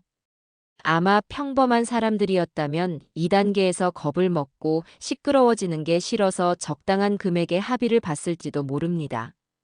그것이 바로 저들이 노리는 것이었겠죠. 하지만 저는 조금도 두렵지 않았어요. 오히려 잘 되었다고 생각했습니다. 저들이 스스로 법의 심판대 위로 올라와 주겠다니 마다할 이유가 없었죠. 진우야, 변호사 선임하자. 이왕 이렇게 된 거 저들이 저지른 짓에 대한 대가를 톡톡히 치르게 해줘야겠다. 우리도 맞고소할 거야. 저는 그 길로 수소문하여 이런 종류의 분쟁에서 승소율이 높기로 유명한 서초동의 한 법무법인을 찾아갔습니다. 다부진 인상의 여자 변호사는 제 이야기를 묵묵히 듣고 제가 그동안 모아온 증거들을 꼼꼼히 검토하더군요. 식당 쪽지부터 시작해서 웨딩 플래너와 진우 친구의 증언 녹취록, 그리고 결정적으로 나혜리 모녀의 재정 상태가 담긴 흥신소 보고서까지 확인한 변호사는 이내 자신감 있는 미소를 지으며 말했습니다. 어머님, 걱정하지 마십시오. 이건 우리가 질 수가 없는 싸움입니다. 상대방이 제출한 소장은 논리도 증거도 없이 감정에만 호소하는 억지 주장에 불과합니다. 오히려 저희가 가진 증거들은 너무나도 명백하고 강력해요. 변호사는 제게 앞으로의 대응 전략에 대해 명쾌하게 설명해 주었습니다. 우선 상대방의 소송에 대해서는 적극적으로 방어하면서 동시에 우리는 명예훼손 및 사기미수 혐의로 형사고소를 진행하겠습니다. 온라인에 게시한 허위 사실에 대해서는 방송통신심의위원회에 신고하여 즉시 삭제 조치를 취하고 게시자에 대한 정보 공개를 청구할 겁니다. 저들이 우리에게 던진 진흙을 몇 배로 돌려주게 될 겁니다, 어머님. 변호사의 확신에 찬 목소리를 들으니 답답했던 속이 뻥 뚫리는 기분이었습니다. 저는 변호사에게 모든 것을 위임하고 사무실을 나섰습니다. 이제 반격의 서막이 올랐어요. 저는 저 교활한 모녀가 김영숙이라는 여자를 잘못 건드렸다는 사실을 뼈저리게 후회하게 만들어줄 작정이었습니다. 우리가 법적으로 강력하게 대응하기 시작하자 예상치 못한 곳에서 놀라운 일들이 벌어지기 시작했어요. 우리가 뿌린 진실의 씨앗이 저들의 거짓을 뚫고 싹을 틔우기 시작한 겁니다. 그 시작은 나혜리 모녀가 올린 맘카페 비방글에서부터였습니다. 어느 날 저녁 진우가 상기된 얼굴로 제게 달려와 휴대폰을 내밀었어요. 엄마, 이것 좀 보세요.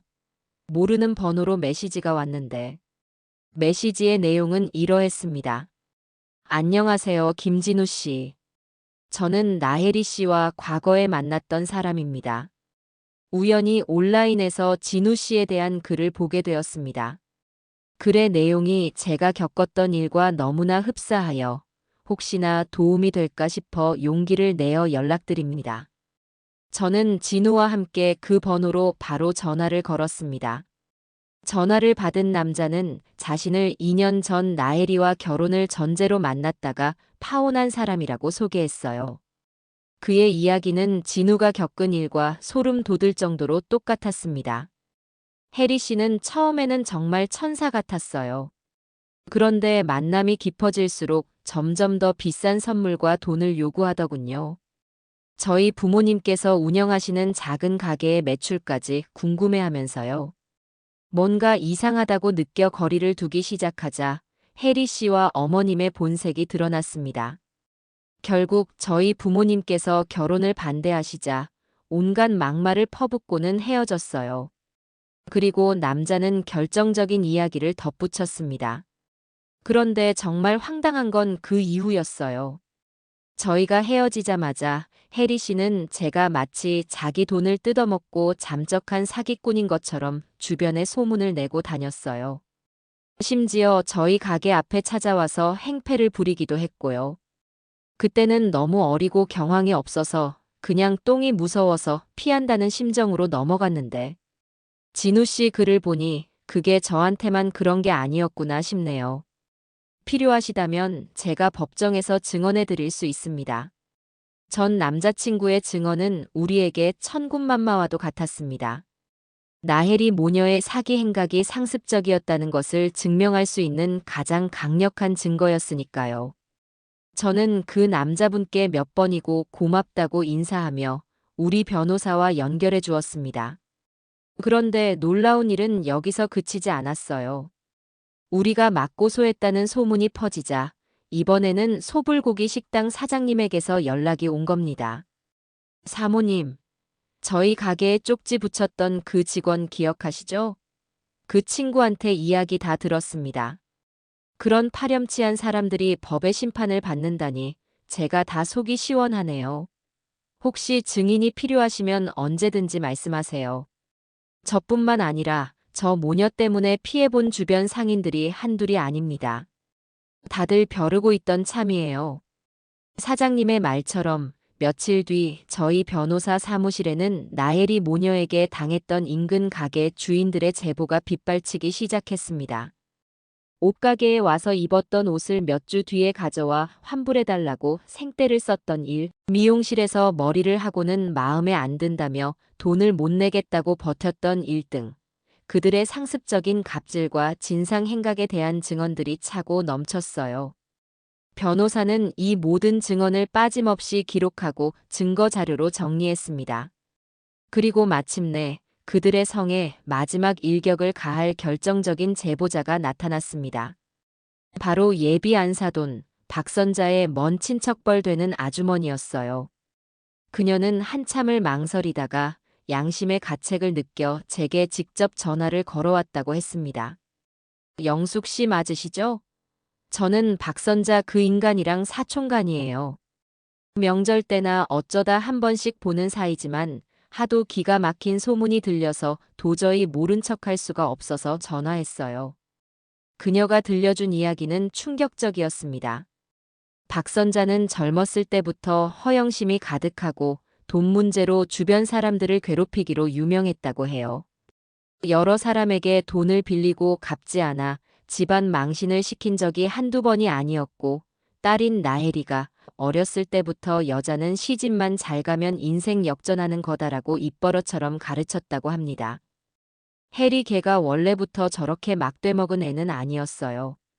다 그 어미가 그렇게 만든 거지.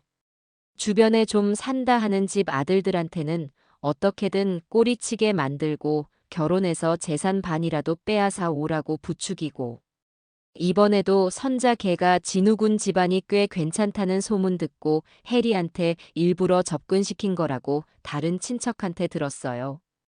영숙 씨, 정말 미안해요. 같은 친척으로서 얼굴을 들 수가 없네요. 모든 퍼즐 조각이 맞춰지는 순간이었습니다. 그들의 접근은 처음부터 끝까지 아주 치밀하게 계획된 사기극이었던 겁니다. 저는 제보해주신 아주머니께 진심으로 감사 인사를 전했어요. 그녀의 양심 선언 덕분에 우리는 이제 그들의 범죄 의도를 입증할 가장 확실한 내부자 증언까지 확보하게 된 것이었습니다. 그들이 파놓은 거짓의 함정에 이제 그들 스스로가 빠져 허우적거릴 일만 남았습니다. 예상치 못한 지원군들의 도움으로 우리는 순식간에 산더미 같은 증거를 확보할 수 있었어요. 변호사는 확보된 증언과 자료들을 바탕으로 나혜리 모녀의 과거를 더욱 깊숙이 파고들기 시작했습니다. 그리고 드러난 진실은 마치 썩은 양파 껍질처럼 벗겨낼수록 더러운 악취를 풍겼습니다. 변호사가 며칠간의 조사 끝에 가져온 중간 보고 내용은 놀라웠어요. 나혜리 모녀는 한 동네에서 23년 이상을 머무른 적이 없었습니다. 그들은 주기적으로 거주지를 옮겨 다녔는데 그 패턴이 매우 일정했어요. 처음에는 재력을 과시하며 동네 사람들과 친분을 쌓고 그 과정에서 만만한 상대를 물색해 돈을 빌리거나 사치를 부리다가 평판이 나빠지고 빚 독촉이 심해지면 야반 도주하듯 다른 동네로 사라지는 수법을 반복해왔던 겁니다. 특히 나혜리가 성인이 된 이후부터는 타겟이 부유한 미혼 남성으로 명확해졌습니다. 변호사는 제보받은 전 남자친구 외에도 나혜리와 짧게 만났다가 금전적인 문제로 헤어진 남성 2명을 추가로 찾아냈어요. 그들 역시 만나는 내내 명품 가방이나 고가의 선물을 사달라고 조르는 통에 감당이 안 됐다고 입을 모았습니다. 이건 명백한 패턴입니다, 어머님. 결혼을 미끼로 상대방의 재산을 편취하려 한 상습적인 사기 행각으로 볼 수밖에 없어요. 저희가 확보한 증거만으로도 상대방의 혼인빙 자사기 혐의를 입증하는 데는 아무런 문제가 없을 겁니다. 변호사의 자신감 있는 말에 저는 이 싸움의 승리를 확신했습니다. 그러던 중 변호사가 몇 년 전 나혜리와 결혼 직전까지 갔다가 파혼했다는 또 다른 피해자 가족과 연락이 닿았다는 소식을 전해왔어요. 그 가족은 당시의 충격으로 사람들과의 교류도 끊고 조용히 지내고 있었는데 저희 소식을 듣고 큰 용기를 내주었다고 합니다. 저는 변호사와 함께 수소문 끝에 그 피해 남성의 어머니를 직접 만나 뵐 수 있었습니다. 저와 비슷한 연배의 아주머니는 저를 보자마자 그간의 서름이 북받치는지 눈물부터 흘리셨어요.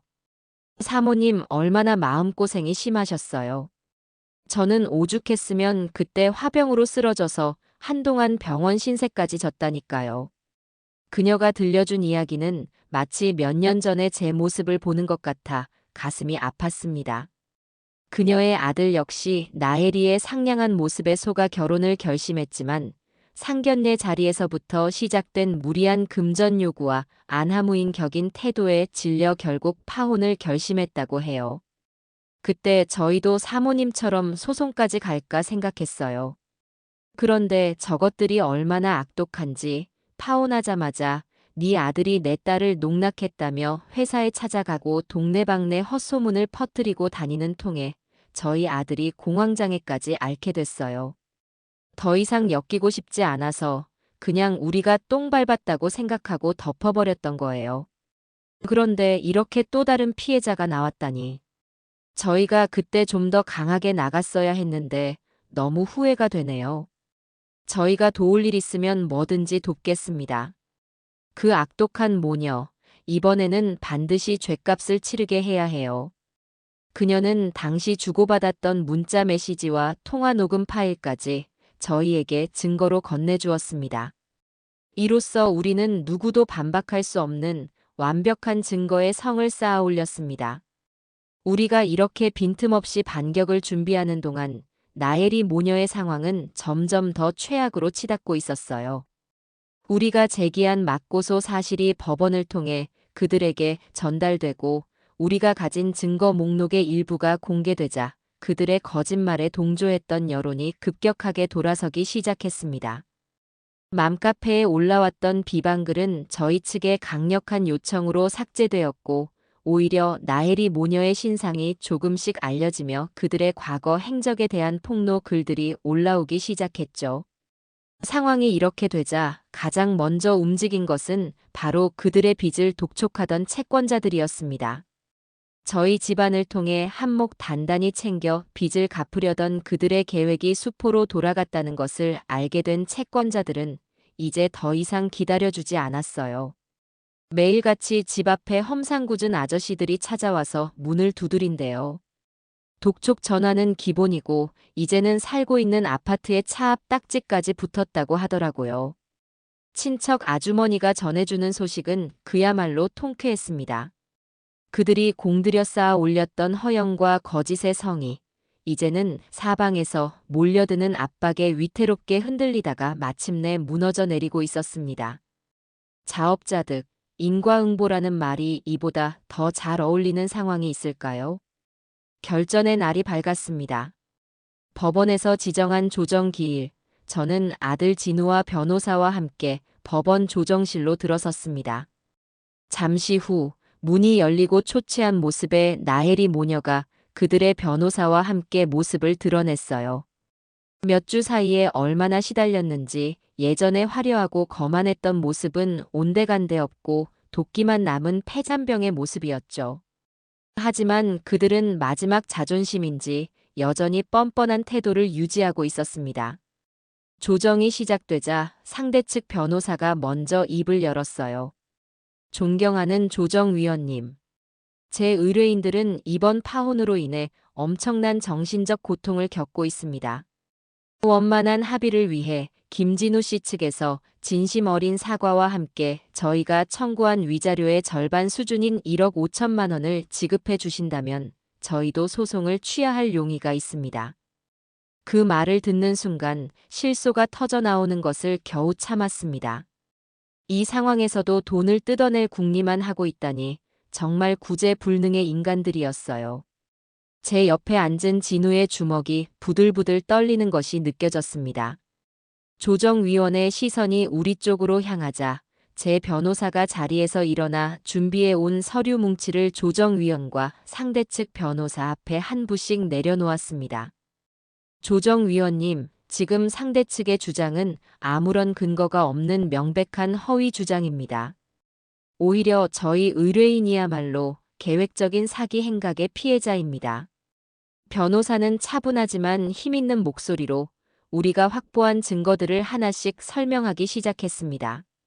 소불고기 식당을 포함한 다수 상인들의 증언, 웨딩 플래셔너의 진술서, 나혜리의 전 남자친구들과 또 다른 피해자 가족의 사실 확인서, 그리고 그들의 부채 상황과 과거 행적이 담긴 상세한 보고서까지. 증거가 하나씩 공개될 때마다 나혜리 모녀의 얼굴은 하얗게 그리고 파랗게 변해갔습니다. 특히 그들의 재정 상태가 적나라하게 드러나는 보고서가 낭독될 때는 두 사람 모두 고개를 푹 숙인 채 아무 말도 하지 못했어요. 상황을 지켜보던 상대 측 변호사의 표정 역시 심각하게 굳어졌습니다. 그 역시 이 정도로 완벽한 증거가 우리 측에 있을 거라고는 예상하지 못했던 것이죠.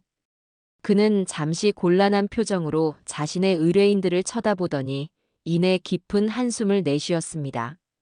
게임은 이미 끝난 것이나 다름없었어요. 모든 증거 설명이 끝나자 제 변호사는 마지막 카드를 꺼내 들었습니다. 존경하는 조정위원님, 저희는 이 자리에서 상대 측에게 마지막 제안을 하고자 합니다. 변호사는 나혜리 모녀를 똑바로 쳐다보며 말했습니다. 첫째, 현재 진행 중인 이 말도 안 되는 위자료 청구 소송을 즉시 취하하십시오. 둘째, 최초 허위 사실을 유포했던 온라인 커뮤니티에 본인들의 실명으로 모든 내용이 거짓이었음을 인정하고 제 의뢰인들에게 용서를 구하는 사과문을 게시하십시오. 셋째, 다시는 제 의뢰인들과 그 가족에게 어떠한 형태로든 접근하거나 연락하지 않겠다는 법적 효력이 있는 각서를 작성하십시오. 만약 이 세 가지 제안을 모두 받아들인다면 저희 역시 두 분을 상대로 준비 중인 사기미수 및 명예훼손에 대한 형사 고소를 모두 취하해 드리겠습니다. 하지만 만약 거부하신다면 저희는 오늘 이후로 어떠한 합의나 조정 없이 끝까지 법적 책임을 물을 것입니다. 선택하십시오. 그것은 제안이 아니라 최후 통첩이었습니다. 돈이 목적이 아니었어요. 저는 그들에게 진심 어린 사죄와 함께 다시는 내 아들 인생 근처에 얼씬도 하지 않겠다는 약속을 받아내고 싶었습니다. 모든 것을 잃고 빈털터리가 된 그들에게 전과자라는 주홍글씨까지 새겨주고 싶지는 않은 제 마지막 온정이기도 했고요. 궁지에 몰린 나혜리는 갑자기 자리에서 벌떡 일어나 진우를 향해 눈물을 쏟아내며 애원하기 시작했어요. 진우 씨, 내가 잘못했어요. 다 엄마가 시켜서 어쩔 수 없었어요. 나는 진우 씨를 정말 사랑했다고요. 제발 한 번만 용서해주면 안 될까요? 우리 다시 시작해요, 네. 그 처절한 연극에 저는 이제 동정심조차 느껴지지 않았습니다. 진우는 그런 혜리를 차갑고 무표정한 얼굴로 바라볼 뿐이었어요. 그리고는 나지막이 하지만 모두가 들을 수 있을 만큼 단호하게 말했습니다. 시끄럽고 변호사님이 제안하신 대로 해. 그게 내가 너한테 베푸는 마지막 배려니까. 진우의 싸늘한 대답에 혜리는 결국 바닥에 주저앉아 통곡했습니다. 모든 것이 끝났다는 것을 그녀 역시 깨달은 것이죠.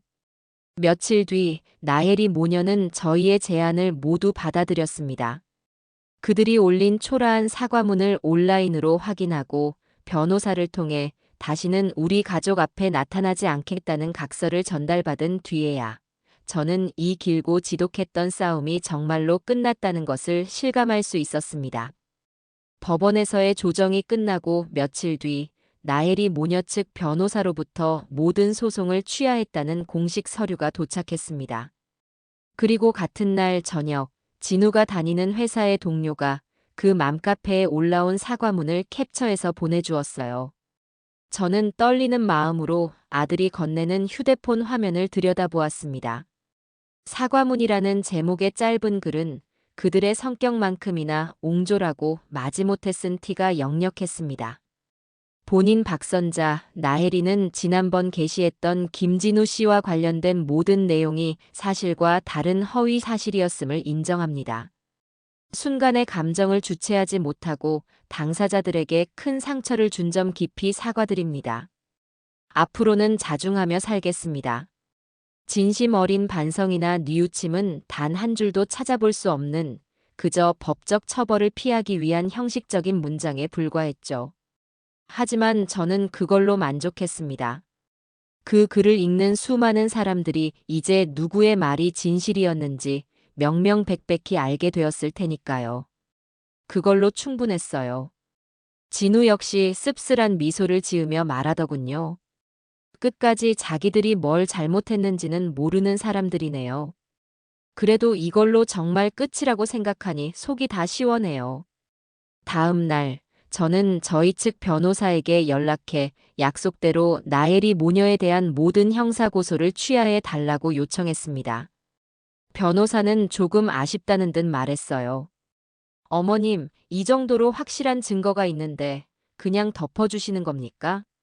저 사람들은 이번에 전과 기록 하나 남겨서 다시는 이런 짓 못하게 버릇을 단단히 고쳐줘야 합니다. 아니요, 변호사님. 제 목표는 저 사람들을 감옥에 보내는 게 아니었어요. 그저 제 아들과 우리 가족의 명예를 되찾고 다시는 우리 인생에 저들이 나타나지 않게 만들고 싶었을 뿐이에요. 이제 그 목적은 다 이루어졌으니 더 이상은 미련 없습니다. 그저 저들 인생에서 우리가 완벽하게 사라져주는 것, 그리고 우리 인생에서 저들이 깨끗하게 지워지는 것. 그걸로 된 겁니다. 제 단호한 말에 변호사는 잠시 말이 없더니 이내 존경심이 담긴 목소리로 대답했습니다. 알겠습니다, 어머님. 어머님의 뜻대로 모든 절차를 마무리 짓겠습니다. 그동안 정말 고생 많으셨습니다. 변호사와의 통화를 마치고 나니 몇 달간 제 어깨를 무겁게 짓누르던 돌덩이가 완전히 사라진 기분이었습니다. 길고 어두웠던 터널을 드디어 빠져나온 것 같았어요. 그 후로 나혜리 모녀에 대한 소식은 친척 아주머니를 통해 간간히 들려왔습니다. 그들이 올린 사과문은 순식간에 다른 커뮤니티로 퍼져나갔고 과거의 사기 행각과 갑질에 대한 폭로들이 본물 터지듯 쏟아져 나왔습니다. 이제 그들은 김포 지역 사회에서 완전히 얼굴을 들고 다닐 수 없는 신세가 되었죠. 결정적으로 채권자들이 법원에 그들의 아파트에 대한 강제 경매를 신청하면서 모든 것이 끝장났다고 해요. 집이 경매로 넘어가는 날, 박선자는 집 앞에 찾아온 채권자들 앞에서 머리를 풀어헤치고 드러누워 악을 쓰며 마지막 발악을 했다고 합니다. 이게 다 그 빌어먹을 김영숙 때문이야. 그 여우 같은 년만 아니었으면 내 인생이 이렇게 되지는 않았어. 하지만 그녀의 저주 섞인 고함에 동조해주는 사람은 아무도 없었습니다. 결국 그들은 모든 것을 잃고 집 몇 개만 챙겨서 어디론가 야반도주하듯 사라졌다는 소식을 마지막으로 그들과의 악연은 완벽하게 끝이 났습니다. 저는 그 소식을 듣고도 아무런 감정이 들지 않았어요.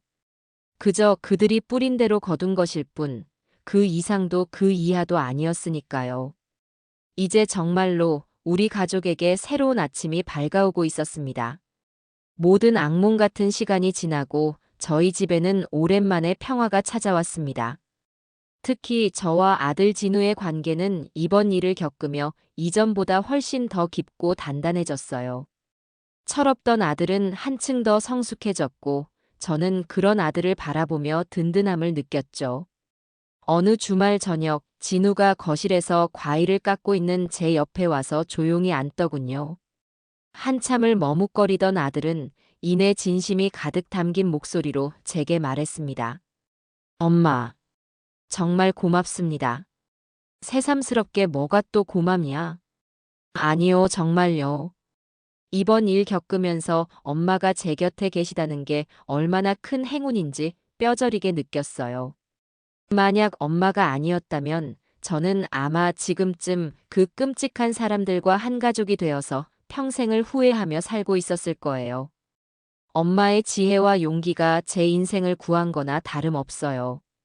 아들의 진심 어린 고백에 저는 애써 무심한 척하며 깎던 사과 한 조각을 아들 입에 넣어주었습니다. 자식 둔 부모가 그 정도 일하는 건 당연한 거다. 너는 이제 다 잊고 앞으로 네 인생만 똑바로 잘 살면 돼. 그게 엄마한테 효도하는 거야. 말은 그렇게 했지만 가슴속에서는 뜨거운 무언가가 울컥 차오르는 것을 느꼈어요. 아들의 상처가 잘 아물고 있다는 증거였으니까요. 며칠 뒤 저는 진우에게 한 가지 제안을 했습니다. 진우야, 우리 주말에 그 소불고기 식당 한번 찾아가자. 우리한테는 은인이나 다름없는 곳인데 제대로 감사 인사도 못한 게 계속 마음에 걸려서.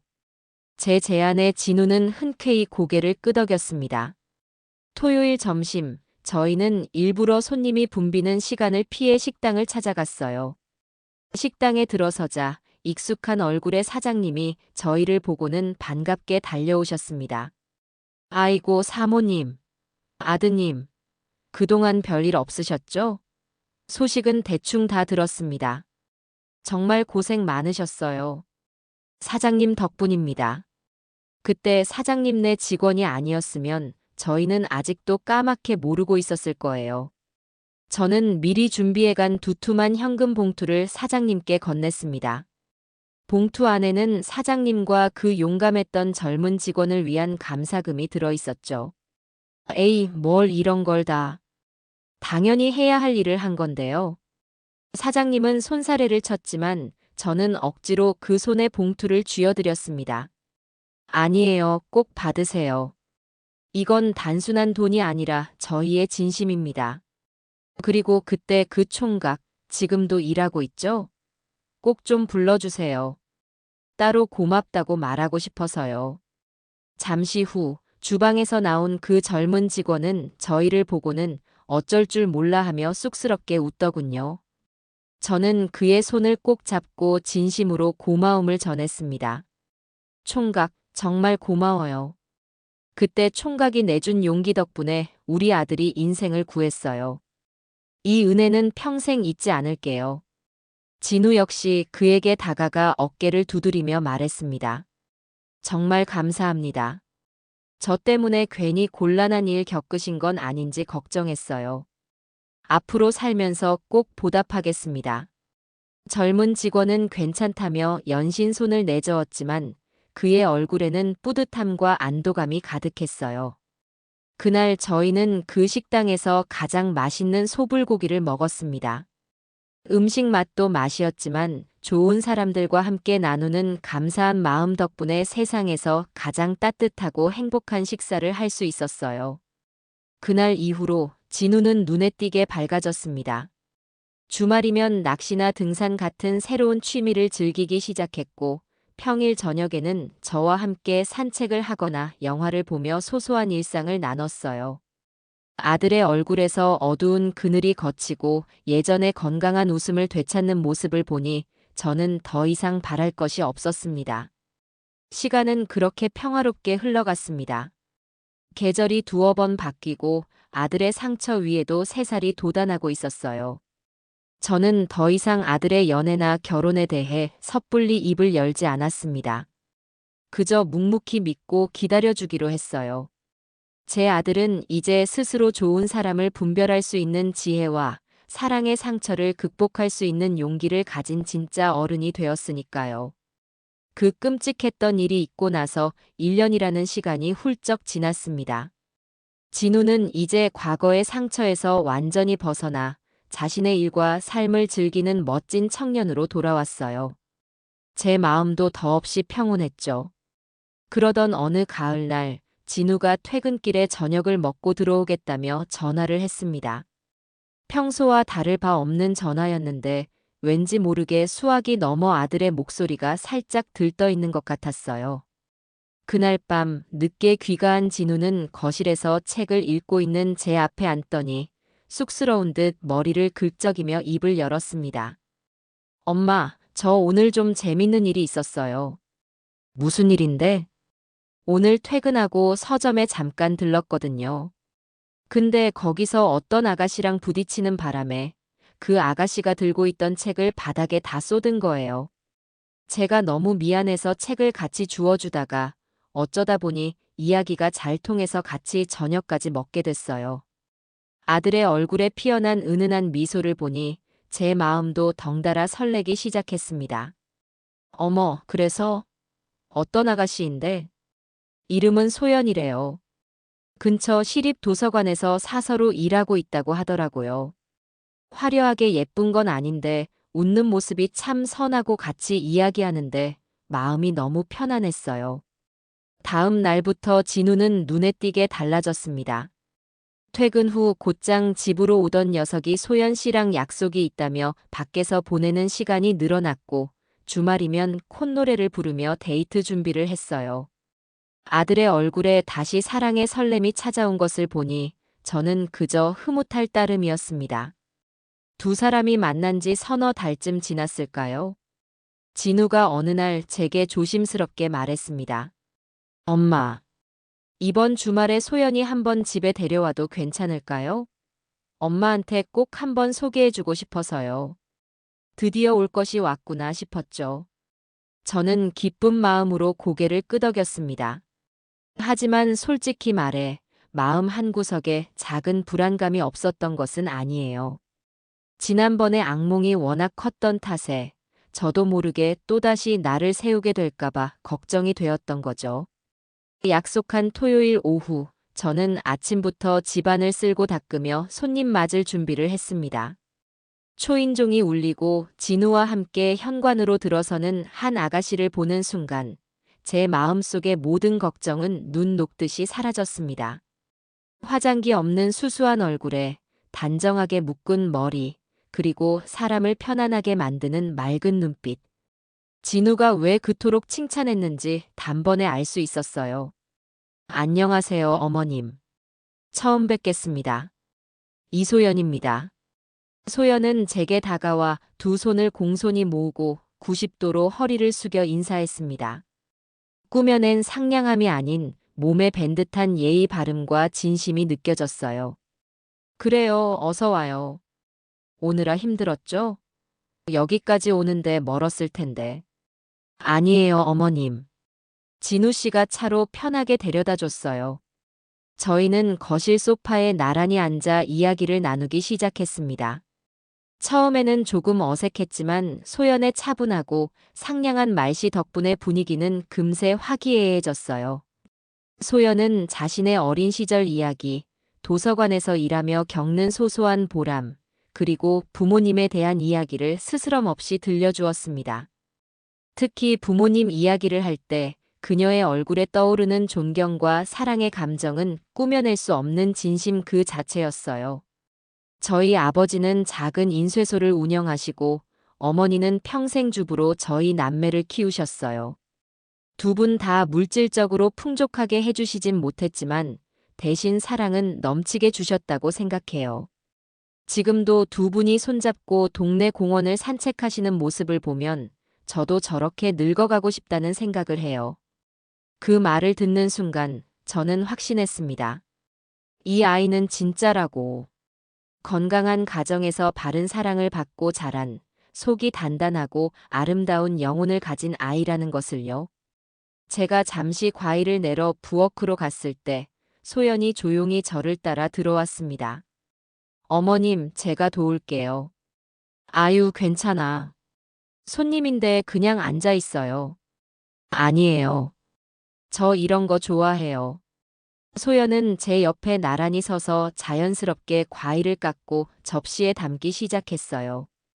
그 작은 행동 하나에서도 남을 배려하는 따뜻한 마음이 고스란히 전해졌습니다. 저는 그런 소연의 옆모습을 물끄러미 바라보다가 저도 모르게 미소를 짓고 말았어요.